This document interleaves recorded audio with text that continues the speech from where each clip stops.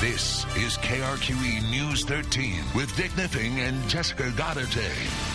Bernalillo County taxpayers will shell out $350,000 for an election next month so voters in parts of the South Valley can decide if they want to form their own city. Now, county commissioners could have saved $100,000 if they had decided for a mail-in ballot instead of actual polling places in an election that could have a turnout of less than 10%. News 13's Dave Bowman wants to know, what were they thinking? Dave? Dick, the decision to go the more costly route at a time of steep cutbacks has some voters scratching their heads. If South Valley voters say yes to incorporation, Isleta Boulevard would be Main Street of Valle de Atrisco. It would be New Mexico's fifth largest city. Election day is January 5th. Voters are split. Taxes would go up, trash would go up, and God only knows what all would be raised. Our monies would go towards the area that's incorporated. That would be best. But as that debate continues, another bruise over how the votes will be cast.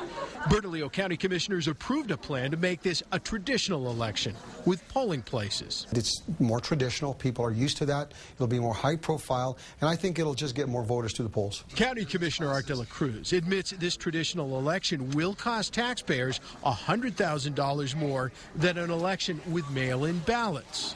De la Cruz says older voters prefer tradition. Not to say that every senior can't vote by mail. Certainly they can. But we want to make sure that they have every option if they want. But South Valley voters we talked to call that upside-down logic. They claim a less expensive mail-in election would result in more votes. My parents are like that. They can't leave their home. They're sick, and they still want their say. Whatever would be cheaper. Only people who live in parts of the South Valley that are not part of Albuquerque will have a vote. And by the way, Commissioner De La Cruz thinks the idea will get voted down overwhelmingly.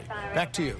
All right, Dave, if Commissioner De La Cruz is wrong and South Valley voters decide that they do want their own city, Valle de Atrisco would stretch roughly from I-40 down to Isleta Pueblo and then from I-25 to way out west on the mesa.